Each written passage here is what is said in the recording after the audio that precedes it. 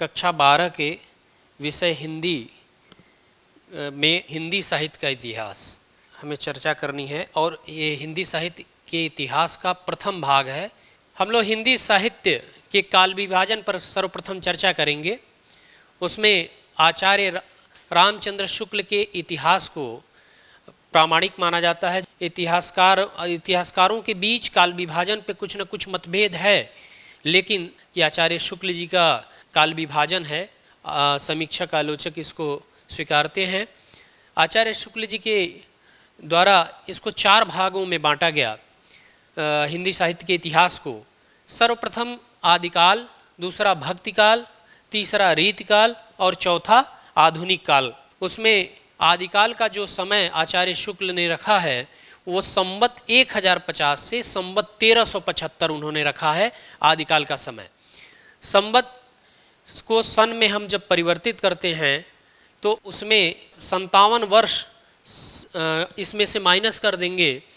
1050 से 57 वर्ष जब हम माइनस कर देंगे लगभग 993 ईस्वी सन आ जाएगा। तब से हिंदी साहित्य को के आदिकाल का समय मानते हैं। भक्ति काल का समय आता है संवत 1375 अर्थात सन 1318 ईस्वी। संवत 1375 से संवत 1700 तक का समय रखते हैं। रीत काल का समय संवत 1700 से संवत 1900 तक माना गया है और आधुनिक काल का जो समय है वो संवत 1900 से संवत अब तक चल रहा है, वो आधुनिक काल का ही समय चल रहा है, ये माना जाता है। हम लोग सर्वप्रथम आदिकाल पर चर्चा करेंगे। आदिकाल के नामकरण पर थोड़ा चर्चा कर लेते हैं कि आदिकाल का जो नामकरण रखा गया वो काफ़ी विवाद का विषय रहा। आदिकाल का नाम आचार्य हजारी प्रसाद द्विवेदी जी के द्वारा दिया गया है और ये सर्वमान्य है, आज के समय में सर्वमान्य है। इसी को आचार्य रामचंद्र शुक्ल जी ने वीरगाथा काल के नाम से कहा। वीरगाथा काल इसलिए कि उस समय जो रचनाएं थी, रासो साहित्य था, वो वीरतापूर्ण रचनाएं थी, इसलिए उन्होंने वीरगाथा काल का नाम दे दिया था। उसी को महावीर प्रसाद द्विवेदी जी ने उसी को बीजवपन काल के नाम से दे दिया था, कहा था। और भी जो साहित्यकार हैं राम कुमार वर्मा जी, वो सिद्ध एवं सामंत काल उसको कहते हैं और चारण काल भी कहा जाता है इस काल को। लेकिन जो सर्वमान्य नाम है वो आदिकाल ही है। इसकी कुछ प्रवृत्तियां हम लोग देखते हैं। सबसे पहले आश्रयदाता राजाओं की प्रशंसा करते थे कवि लोग। आश्रयदाता यानी जिसके यहाँ रहते थे उसकी प्रशंसा करते थे, चाहे वो चंद्रबरदाई रहे हों या जगनिक रहे हों या अन्य जो कवि रहे हों, वो अपने आश्रयदाताओं की प्रशंसा करते रहे हैं। दूसरी इसकी विशेषता ये है कि डिंगल पिंगल भाषा का प्रयोग होता है, किया गया है आदिकाल में। इनकी रचनाओं में डिंगल वहाँ पर प्रयोग किया गया है जहाँ पर वीरतापूर्ण वर्णन करना था, वो वहाँ पे रासो ग्रंथों में डिंगल भाषा का प्रयोग किया गया है, जो राजस्थानी पश्चिमी राजस्थानी का एक शैली है उसका प्रयोग किया गया है। और दूसरा पिंगल भाषा का प्रयोग, पिंगल शैली का प्रयोग किया गया है, जो पूर्वी राजस्थानी भाषा से मिलता जुलता है और ब्रजभाषा से प्रभावित है। ये पूर्वी राजस्थानी की एक शैली है। एक विशेषता इस युग की सबसे बड़ी विशेषता थी, युद्धों का सजीव वर्णन दिखाई देता है इनकी रचनाओं में। वीर और श्रृंगार रस की प्रधानता दिखाई देती है। वीर जितना वीरता का वर्णन है उसी मात्रा में हमें श्रृंगार रस का भी वर्णन हमें दिखाई देता है उसमें। प्रबंध एवं मुक्तक शैली का प्रयोग हुआ है इस आदिकाल के समय। काफ़ी मात्रा में प्रबंध साहित्य लिखे गए और उसी के समानांतर मुक्तक शैली का भी प्रयोग किया जाता रहा। रासो ग्रंथ जैसे पृथ्वीराज रासो, परमाल रासो, बीशल देव रासो, तमाम ये ऐसी रचनाएं रहीं जो रासो ग्रंथों की रचना की गई इस समय। अतिशयोक्तिपूर्ण वर्णन कवि की भी विशेषता होती थी। अपने राजाओं की प्रशंसा में अतिशयोक्तिपूर्ण वर्णन करते थे। उनकी जो वास्तविकता होती थी उसके परे जाकर भी उनकी प्रशंसा करते थे, जिससे कि उनके राजा, उनके आश्रयदाता उनसे प्रसन्न रहें। ये आदिकाल की कुछ विशेषताएं थी। आदिकाल से संबंधित कुछ महत्वपूर्ण बिंदु हैं, जैसे सर्वप्रथम परवर्ती जो अपभ्रंश है, जिसे उत्तर अपभ्रंश कहा जाता है, उसको पुरानी हिंदी नाम दिया था चंद्रधर शर्मा गुलेरी जी ने। सबसे पहले इन्होंने ही नाम दिया था पुरानी हिंदी, यानी हिंदी का प्रारंभिक रूप। कोई कोई लेखक उसे अवहट्ट भी कहते हैं। सिद्धों का संबंध वज्रयान से था। वज्रयान अर्थात जो बौद्ध धर्म से निकला हुआ एक शाखा थी, हीनयान, वज्रयान, उसी में से एक वज्रयान भी था। और सिद्ध जो संबंधित थे इसी वज्रयान शाखा से थे। और उसके प्रथम जो सिद्ध थे वो सरहपा थे। प्रथम सिद्ध जो थे वो सरहपा थे। नाथ साहित्य के आरंभकर्ता गोरखनाथ जी को माना जाता है। इन्हीं के समय से नाथ साहित्य पूरे भारत में फैल गया और नाथपंथी लोग काफ़ी प्रभाव रहा साहित्य पर नाथपंथियों का। सिद्ध जो थे वो निरीश्वरवादी थे, अर्थात वो उनका ईश्वर में विश्वास नहीं था। लेकिन जो नाथपंथी थे वो ईश्वरवादी थे, वो ईश्वर को मानते थे, ईश्वर में विश्वास करते थे। आदिकाल का नाम आचार्य हजारी प्रसाद द्विवेदी ने दिया है, अभी हम लोग चर्चा कर चुके हैं, और यही सर्वमान्य नाम है। आचार्य शुक्ल ने इसे वीरगाथा काल नाम दिया था, इस पर भी हम लोग चर्चा किए। आचार्य महावीर प्रसाद द्विवेदी इसको बीजवपन काल कहते हैं, क्योंकि ये शुरू का काल था इसलिए इन्होंने इस नाम को लिया कि ये बीजवपन काल है। राहुल शंकरत्यायन जी इसे सिद्ध सामंत काल कहते हैं, यानी सिद्धों का काल है और सामंतों का काल है। सामंत राजाओं को के संदर्भ में रख करके वो कहते हैं। और डॉक्टर राम कुमार वर्मा जी भी इसको संधि एवं चारण काल का नाम रखते हैं। संधि यानी ये एक अपभ्रंश और अवहट्ट के बाद हिंदी की, पुरानी हिंदी की शुरुआत हो रही है। ये संधि का समय है और साथ में चारण काल है। चारण कवियों द्वारा राजाओं की प्रशंसा की जा रही है, उसका इसमें वर्णन किया गया है आदिकाल में। ये कुछ महत्वपूर्ण बिंदु थे आदिकाल से।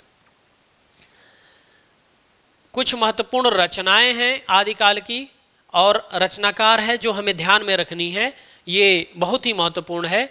जैसे पहली रचना पृथ्वीराज रासो, ये चंद्रबरदाई द्वारा लिखी गई है और ये हिंदी का प्रथम महाकाव्य है। हिंदी का प्रथम महाकाव्य इसे माना गया है। पृथ्वीराज रासो चंद्रबरदाई द्वारा लिखित है। दूसरी रचना खुमार रासो जो दलपत विजय द्वारा लिखी गई है। विसल देव रासो नरपत नाल्ह की है। हमीर रासो सारंगधर द्वारा लिखी गई है। परमाल रासो जगनिक द्वारा लिखी गई है। जयमयंक प्रकाश भट्ट केदार की है। जयमयंक जसचंद्रिका मधुकर कवि की है। कीर्तिलता, कीर्ति पताका और पदावली ये विद्यापत जी की रचना है। श्रावकाचार देवसेन जी की रचना है जो जैन कवि थे। इसको श्रावकाचार को हिंदी का प्रथम ग्रंथ माना गया है। हिंदी में लिखित प्रथम ग्रंथ है देवसेन जी द्वारा रचित। भारतेश्वर बाहुबली रास शालिभद्र सूर्य की रचना है। पहेलियाँ, मुकरियाँ और खालिक बारी ये अमीर खुसरो जी की रचना है जो बहुत चर्चित हुई। और वर्ण रत्नाकर ये ज्योतिरीश्वर ठाकुर जी की है। खास बात इसकी ये है कि ये गद्यात्मक शब्दकोश है, यानी गद्य में लिखी गई है। ये यहीं से गद्य की कहीं न कहीं शुरुआत मानी जाती है। इसके पश्चात, आदिकाल के पश्चात जो युग आता है वो भक्तिकाल आता है। भक्तिकाल के समय हिंदी साहित्य अपने उत्कर्ष पे पहुंच जाता है। भक्तिकाल को दो भागों में बांटा गया है, निर्गुण काव्यधारा और सगुण काव्यधारा। निर्गुण काव्यधारा को भी दो भागों में बांटा गया है। एक ज्ञानाश्रयी शाखा है जिसे संत काव्य कहा जाता है, और दूसरा प्रेमाश्रयी शाखा है जो सूफी काव्य कहा जाता है। साथ ही साथ सगुण को भी दो भागों में बांटा गया है। एक रामाश्रयी शाखा जिसमें राम भक्ति के कवि हैं, और दूसरा कृष्णाश्रयी शाखा जिसमें कृष्ण भक्ति के कवि हैं। इस प्रकार से इस भक्ति काल का विभाजन किया जाता है। भक्ति काल की मुख्य विशेषताएं क्या थी उस पर हम लोग चर्चा करते हैं। जो भक्ति शब्द की उत्पत्ति होती है वो भज धातु से होती है। भक्ति का सर्वप्रथम जो उल्लेख है श्वेताश्वेतर उपनिषद से मिलता है। पहला जो उल्लेख भक्ति का हुआ है वे श्वेताश्वेतर उपनिषद में मिलता है। भक्ति भावना की प्रधानता थी उस समय, और एकमात्र जो उद्देश्य हुआ करता था यहाँ के कवियों का, महाकवियों का, वो ईश की आराधना अर्थात ईश्वर की आराधना करते थे। उसमें ईश्वर का गुणगान किया जाता था। और खास बात यह थी कि गुरु की महिमा को स्वीकारा गया, क्योंकि जो ज्ञानाश्रयी शाखा थी या प्रेमाश्रयी शाखा भी थी या सगुण भक्ति थी, सब में गुरु की महत्ता को स्वीकार किया गया है। और सबके कोई न कोई बड़े गुरु रहे हैं, चाहे वो रामानंद जी रहे हों, रामानुज जी रहे हों, या उनकी परंपरा में जो भी गुरु रहे हों उनकी प्रधानता रही है। अहंकार के त्याग पर बल दिया गया है भक्ति काल में, अर्थात अहम जब हम त्यागेंगे तभी हमें ईश्वर की प्राप्ति होगी, ये मान्यता रही है भक्ति काल की। समन्वय की भावना पर बल दिया गया है, अर्थात इस काल में सबका समन्वय किया गया है। सामाजिक स्तर पर भी समन्वय किया गया है, जात पात का विरोध किया गया है, आडंबरों का विरोध किया गया है। समन्वय उस काल की मूल प्रवृत्ति कहा जाए तो वो समन्वय ही है। तुलसीदास को आचार्य हजारी प्रसाद द्विवेदी कहते हैं कि समन्वय की विराट चेष्टा लेकर पैदा हुए थे। इसके साथ ही लोक मंगल की भावना की प्रधानता रही है। लोक मंगल की भावना अर्थात लोक कल्याण की भावना से ओतप्रोत इन महाकवियों ने रचनाएं लिखी हैं, कविताएं लिखी हैं। इनके जो कविता का उद्देश्य रहा है वो कहीं न कहीं लोक मंगल की भावना रही है। व्यष्टि के स्थान पर समष्टि को महत्व दिया गया है, यानी किसी व्यक्ति विशेष को महत्व नहीं दिया गया है, समष्टि को महत्व दिया गया है, समाज को महत्व दिया गया है, और पूरे समुदाय को लेकर के ही उसमें कविताओं को लिखा गया है। आध्यात्मिक उन्नयन की बात कही गई है भक्ति काल के साहित्य में, अर्थात अपना आध्यात्मिक उन्नयन किया जाए, साथ में नैतिक मूल्यों की संस्थापना की गई है। क्योंकि उस समय जो काल था, मध्य काल था, वो काफ़ी उथल पुथल का काल था, इसलिए इस समय नैतिक मूल्यों की स्थापना की बात की जा रही थी। प्रेम भाव का प्रतिपादन ही उनका मूल उद्देश्य था। जीव मात्र का प्रेम, एक दूसरे के प्रति प्रेम, जातियों का भेदभाव मिटाना, आडंबरों का विरोध करना, ये कवियों का मूल मंत्र था। इस प्रकार से भक्ति काल की कुछ विशेषताएं थी। भक्ति काल की जो निर्गुण काव्यधारा के बारे में हम लोग पढ़ेंगे। पहले बताया गया है कि भक्ति काल दो भागों में बांटा गया था, एक निर्गुण काव्यधारा और सगुण काव्यधारा। निर्गुण काव्यधारा में ज्ञानाश्रयी शाखा सबसे पहले आती है। ज्ञानाश्रयी शाखा जिसे संत काव्यधारा भी कहा जाता है, जिसको कि डॉक्टर राम कुमार वर्मा जी ने इस नाम को दिया था, संत काव्यधारा।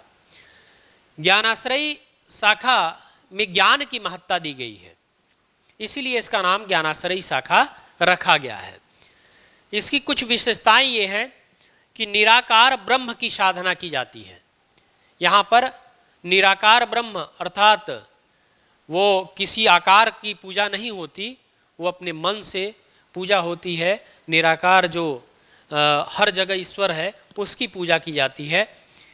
गुरु एवं ज्ञान प्राप्ति को सर्वाधिक महत्व दिया गया है। इस संत काव्यधारा में ज्ञानाश्रयी शाखा में गुरु की महत्ता बहुत है। गुरु को ईश्वर से भी ऊपर स्थान दिया गया है। कबीरदास कहते भी हैं, गुरु गोविंद दो खड़े काके लागो पाए, बलिहारी गुरु आपने गोविंद दियो बताए। तो गुरु की महत्ता यहाँ पे बहुत ज़्यादा है ज्ञानाश्रय शाखा में, और ज्ञान प्राप्ति को सर्वाधिक महत्व दिया गया है। ये माना गया है कि जब तक ज्ञान नहीं होगा, गुरु द्वारा ज्ञान नहीं दिया जाएगा, तब तक मोक्ष की प्राप्ति नहीं होनी है, इस माया मोह से मुक्ति नहीं मिलनी है। इसलिए यहाँ गुरु और ज्ञान की महत्ता दी गई है। ऊंच नीच, जाति पात, पाखंड और वाह्याचारों की आलोचना की गई है। ये बहुत बड़ी विशेषता थी निर्गुण काव्य धारा के, संत काव्य धारा का। ये सबसे बड़ी विशेषता लगती है कि जो सामाजिक भेदभाव था, ऊंच नीच था, जातिपात था, उस पर करारा प्रहार करते हैं इसके महाकवि। जैसे कबीरदासी बहुत व्यापक स्तर पे आप उनके साहित्य में मिलेगा, जो सामाजिक रूढ़ियों को, आडंबरों पे प्रहार करते हैं। निर्गुण काव्य धारा में, ज्ञानाश्रय शाखा में एक विशेषता इसकी है, रहस्यवादी भावना का निरूपण किया गया है। जो रहस्यवाद है उसकी प्रधानता है, और इसका कारण यह है कि हाँ, उनका ब्रह्म निराकार है, दिखाई नहीं देता। गुरु की महिमा, जो ऊपर भी चर्चा हम लोग कर चुके हैं कि गुरु की महिमा का गुणगान किया गया है। सबसे ज़्यादा गुरु की महत्ता इस निर्गुण काव्य धारा में दी गई है। सदाचरण का महत्व, अर्थात उसमें कवि अपने आचरण को शुद्ध रखते हैं। कबीरदास का ही जीवन हम देख सकते हैं, मलिक मोहम्मद जायसी का जीवन देख सकते हैं कि ये लोग अपना जो आचरण रखते हैं वो बड़ा ही उत्तम रखते हैं। नाम स्मरण, यानी वो ईश्वर का नाम जपने में, नाम स्मरण करने में, नाम याद करने में ही वो लोग विश्वास रखते हैं, न कि किसी आकार के सामने जाकर के पूजा करने में। जप, कीर्तन और समर्पण इसकी मूल बिंदु है।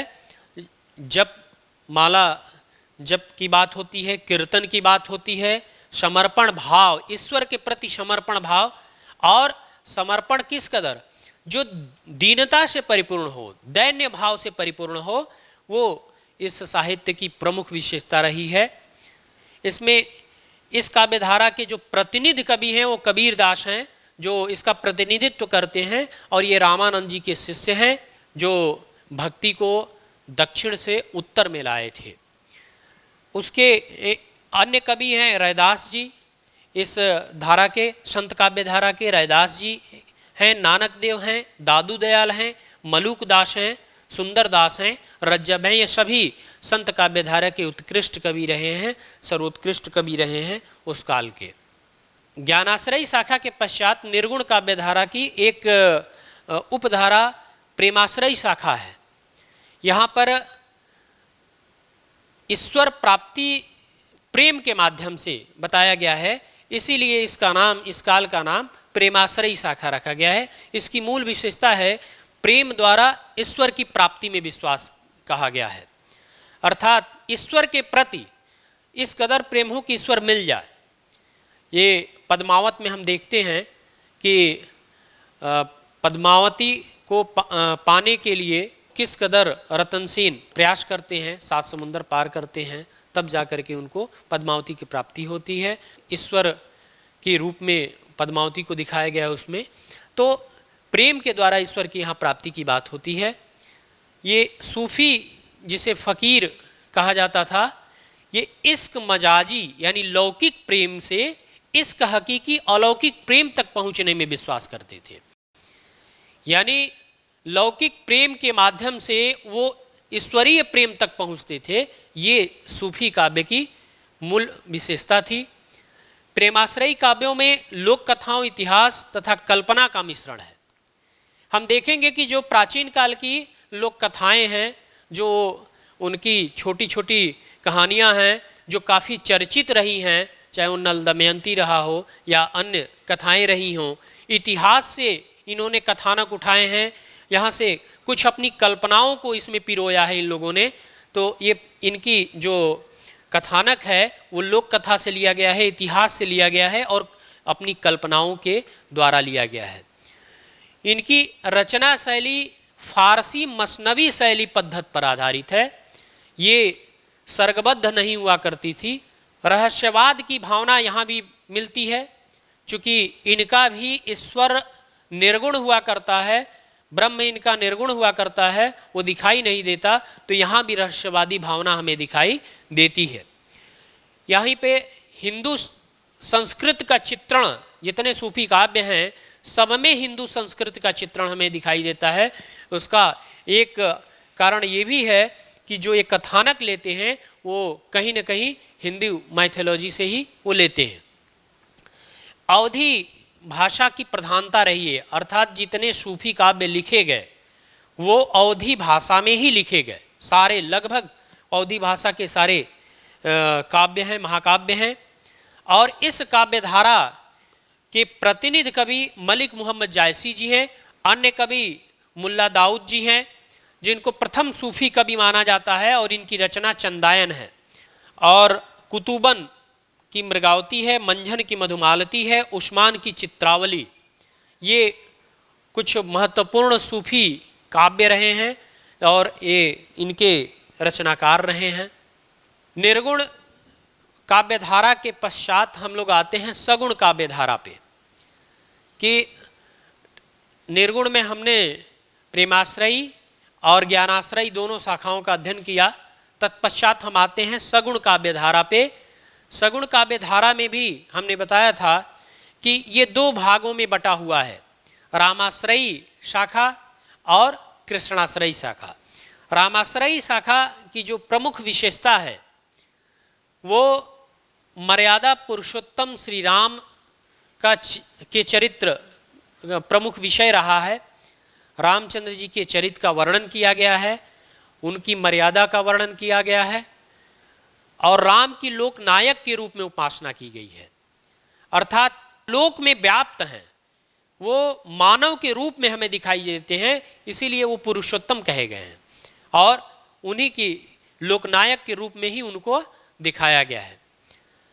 दास्य भाव की प्रधानता है, जो भक्ति है वो ईश्वर के प्रति दास्य भाव की भक्ति है। लोकमंगल अर्थात सामाजिक कल्याण की भावना इसकी मूल विशेषता है। जो रामाश्रयी काव्य धारा है उसकी मूल विशेषता लोकमंगल और सामाजिक कल्याण है, अर्थात समाज का किसी न किसी प्रकार कल्याण हो, ये रखा गया है। सबसे बड़ी जो भक्ति पूरे भक्ति काल पर लागू होता है, ये विशेषता समन्वय की भावना पर बल, ये पूरे भक्ति काल में हमें दिखाई देता है। सब चीज का समन्वय किया गया है। यहाँ रामाश्रयी काव्य में भी समन्वय की भावना पर बल दिया गया है, चाहे वो उत्तर दक्षिण का समन्वय हो, चाहे वो वैष्णव शैव का समन्वय दिखाया गया हो, चाहे वो जो बड़े ही रामचंद्र जी के उसमें दिखाया गया है कि जो बानर जातियां हैं, जो जंगल की जातियां हैं, उनको पिरो करके वो जाकर के लंका में विजय प्राप्त करते हैं। तो कहीं न कहीं एक दोनों समाजों का मिलन दिखाया गया है, समन्वय दिखाया गया है। अवधी और ब्रजभाषा दोनों का प्रयोग किया गया है, दोनों में रचनाएं रची गई हैं, दोनों समान अधिकार से रचनाएं रची गई हैं। तो ये दोनों भाषा का प्रयोग होता है। भाव, अनुभाव, रस, अलंकार, ये सभी दृष्टियों से राम काव्य सर्वोत्कृष्ट है। यह अर्थात काव्य के जितने उपादान होते हैं, कविता के महाकाव्य के जितने उपादान होते हैं, उस पर राम काव्य आपको सर्वोत्कृष्ट दिखाई देगा। अगर सभी कसौटियों पर कसा जाए तो राम काव्य हमें उत्कृष्ट दिखाई देगा। पहले भी हम लोग चर्चा कर चुके हैं कि रामानंद जी के प्रभाव से ही राम भक्ति, उत्तर भारत में राम भक्ति की लहर आई। द्राविड़ भक्ति उपजी लाए रामानंद, ये कहा गया है। अर्थात द्रविड़ में भक्ति पहले उपजी, लेकिन उसको उत्तर भारत में लाने वाले रामानंद जी हैं। और इस राम भक्ति शाखा के जो प्रतिनिधि कवि हैं वो गोस्वामी तुलसीदास जी हैं। और हिंदी साहित्य ही नहीं, विश्व साहित्य में अगर मूल्यांकन किया जाए तो तुलसीदास जी जैसा महाकवि हमें नहीं दिखाई देता। इस काल की बहुत ही उत्कृष्ट रचनाएं हैं, जो हिंदी साहित्य की सर्वोत्कृष्ट रचनाओं में से एक है तुलसीदास जी की रचना रामचरितमानस, जो लोक में बहुत व्याप्त है, घर घर में व्याप्त है। और गीतावली, कवितावली, इनकी विनय पत्रिका, रामाज्ञा प्रश्न, रामलला नहीं छू, हनुमान बाहु, ये इनकी महत्वपूर्ण रचनाएं हैं तुलसीदास जी की। प्रामाणिक इनकी 12 रचनाएं हैं। कुछ रचनाओं का हम लोगों ने उल्लेख किया। केशवदास की रामचंद्रिका, ये भी बड़ी महत्वपूर्ण है रचना। रामचंद्रिका क्लिष्ट भाषा में लिखी गई है, लेकिन उसकी जो संवाद योजना है उसका जोड़ अभी तक हमें किसी हिंदी साहित्य में दिखाई नहीं देता है। अग्रदास की रामाष्टयाम और राम ध्यान मंजरी, ये भी राम काव्य है।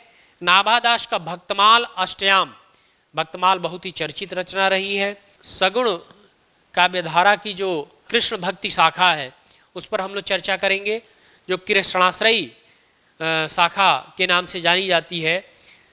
इसकी प्रमुख विशेषताएं जिस पर हम लोग चर्चा करेंगे, राधा कृष्ण लीलाओं का वर्णन किया जाता है इसमें। इस पूरे साहित्य में जो कृष्ण भक्ति शाखा का साहित्य है, हम देखेंगे कि राधा और कृष्ण का ही उल्लेख किया जाता है। कृष्ण को इसमें ब्रह्म रूप में चित्रण किया गया है, सर्वेश्वर के रूप में चित्रण किया गया है, उन्हीं को ईश्वर माना गया है। सख्य भाव की भक्ति भावना का उल्लेख हुआ है। भावुकतापूर्ण सरलता भी दिखाई गई है इसमें। साथ में कृष्ण की बाल लीला व वात्सल्य वर्णन, सूरदास के बारे में कहा गया है आचार्य शुक्ल द्वारा कि इनके जैसा बाल वर्णन, जो बंद आंखों से इन्होंने जो बाल वर्णन कर दिया है, वात्सल्य वर्णन कर दिया है, वो खुली आंखों वाले कवि और महाकवि भी नहीं कर पाए हैं। कृष्ण भक्ति शाखा की सर्वोत्कृष्ट कविताएं हम देखेंगे तो बाल लीला की ही है, वात्सल्य की ही वो रचनाएं हैं। भ्रमर गीत रचना जो पारंपरिक रूप से चली आ रही थी, वो भी हमें कृष्ण भक्ति शाखा में दिखाई देती है। उसकी परंपरा हमें दिखाई देती है कि भ्रमर गीत की रचना, और सूरदास के सूरसागर में भ्रमर गीत बहुत ही अच्छी तरीके से प्रस्तुत हुआ है, वाक्पटुता दिखाई देता है उसमें। ब्रज भाषा, कृष्ण भक्ति शाखा में सबसे ज़्यादा रचनाएं अगर लिखी गई तो ब्रज भाषा में लिखी गई, और ब्रज भाषा को सर्वोत्कृष्ट भाषा के रूप में इसी कृष्ण भक्ति शाखा के कवियों ने बनाया। कृष्ण भक्ति शाखा की दार्शनिक पीठिका जो थी वो आचार्य वल्लभाचार्य द्वारा तैयार की गई थी, अर्थात उसका जो दर्शन तैयार किया गया, जिसके आधार पर कृष्ण भक्ति की गई, वो वल्लभाचार्य द्वारा, आचार्य वल्लभाचार्य द्वारा की गई। और इन्होंने जो मार्ग प्रस्तुत किया, भक्ति के लिए जो मार्ग प्रस्तुत किया, उसे पुष्टि मार्ग के नाम से जाना गया। और जो इनमें कृष्ण भक्ति शाखा को सबसे ज़्यादा चर्चित करने वाले, सबसे ज़्यादा उत्कृष्ट कविताएं लिखने वाले ये अष्टछाप के कवि थे। अष्टछाप अर्थात ये 8 कवि इसमें सम्मिलित थे, जिसकी स्थापना ये गोसाई विट्ठल नाथ जी ने की थी। इसमें जो 4 कवि हैं वो वल्लभाचार्य जी के शिष्य हैं, और 4 कवि ये विट्ठल नाथ जी के शिष्य हैं, ये इसमें शामिल किए गए हैं। और जो कृष्ण भक्ति शाखा के प्रतिनिधि कवि हैं, जो नेतृत्वकर्ता कवि हैं, वो सूरदास जी हैं, महाकवि सूरदास हैं, और उनका सूरसागर कृष्ण भक्ति शाखा में सर्वोत्कृष्ट ग्रंथ के रूप में जाना जाता है।